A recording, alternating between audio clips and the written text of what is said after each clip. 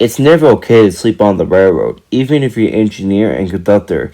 If you sleep on the job, you can miss signals, including red signals, which can lead to deadly train collisions, which had happened in Arkansas 6 years ago today. This is the story of the 2014 Hoxie, Arkansas train collision.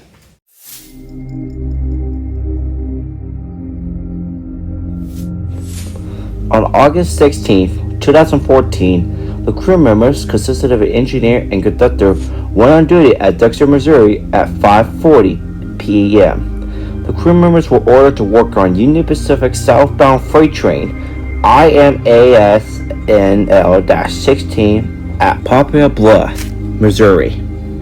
The train consisted of two locomotives with Union Pacific C44-9W 9707 in the lead, which was painted new at the time, CSX SD70 Mac 4716 trailing, and 86 freight cars, including tanker cars loaded with chemicals. The engineer's name was Chance Gober, and the conductor's name was Roderick Haynes.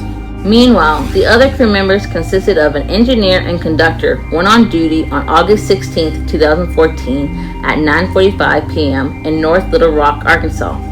The crew members were ordered to work on Union Pacific northbound freight train IQNLPI-17. The train consisted of two Union Pacific SD70Ms locomotives with 5070 in the lead, 4530 trailing, and 92 freight cars with including some tank cars loaded with chemicals.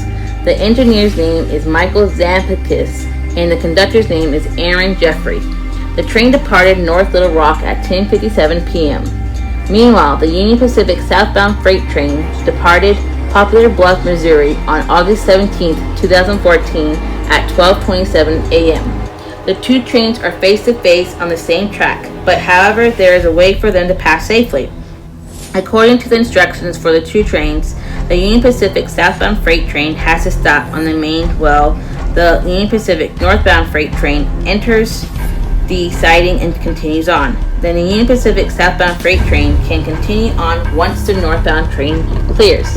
At about 2:23 a.m., the southbound freight train engineer blows its horn at some crossing, and at 2:25 a.m., the southbound train passes.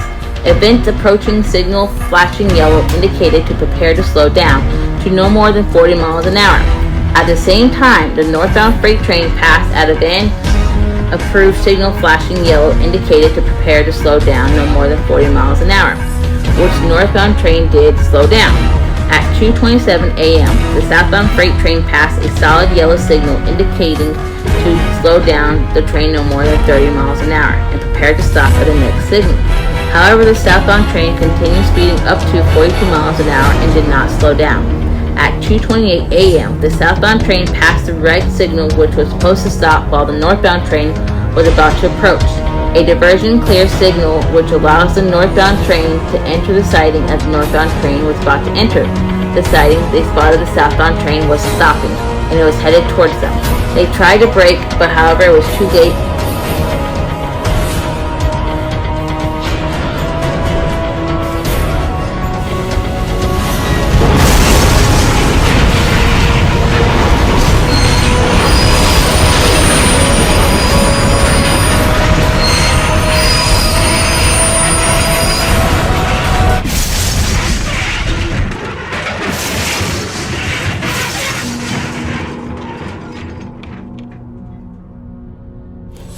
The two trains collided at 8:28 a.m.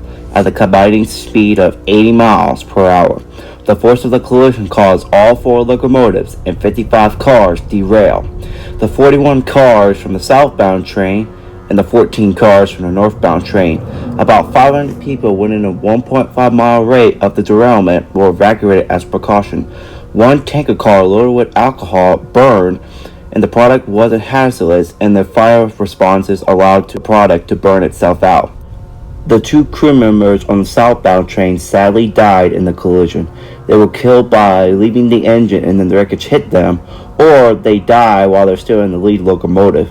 While the other two crew members of the northbound train survived, but they were seriously injured. The damage estimated by the Union Pacific was to be $10.7 million.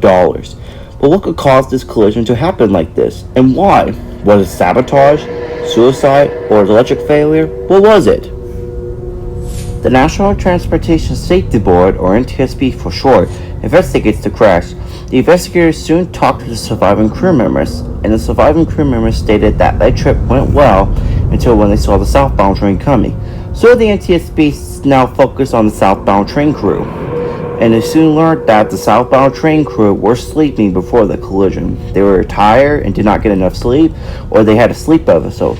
But however, there were some similar collisions that were involving by sleeping engineer and conductor. Just like the Goodwell train collision, when an eastbound intermodal train missed a red signal and collided into a westbound Autolac train, killing 3 crew members and injuring the 4th. And not to mention the 2011 Red Oak train collision, when the BNSF coal train collided into a maintenance away train because the engineer and conductor were awake, but they were half asleep and they were aware enough to reset the alerter. The collision claimed 2 crew members' lives, damaging the locomotives and destroying some railroad equipment. So the NTSB concluded that the probable cause of the collision was the failure of the southbound train's crew members to respond to the signal identification required them to slow and stop their train at the control point because of their fatigue and falling asleep due to 1. The locomotive's engineer treated emotional sleepiness, 2. The conductor's radical work schedule, and 3. The train's crew operating in the early mornings when they're supposed to be asleep. But that was not all. The NTSB also listed some safety issues like fatigue and employee working schedule, medical issues, UP medical rules, automobile systems that reset alerters devices, and a lack of positive train control, which might have prevented this collision. As a result of the investigation of this collision, the National Transportation Safety Board made new safety recommendations to the Federal Road Administration and all the railroad companies in the United States. Further, the National Transportation Safety Board reiterated 2 recommendations to the Federal Road Administration. After the wreckage was cleaned up, the line was reopened and all the locomotives on both trains were total loss and scrapped. CSX 4716 was one of the first SD70 MAC to be scrapped after the collision. 6 years have passed since this collision occurred, and since positive train control is getting ready in 2020, we can all just hope that a collision like this can never be repeated in the future.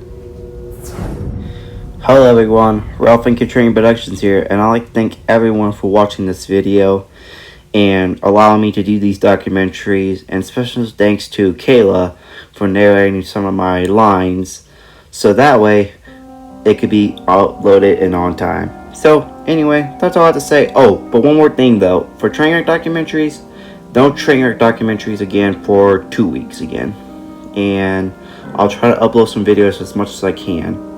Well, that's all I have to say for now. Bye everyone.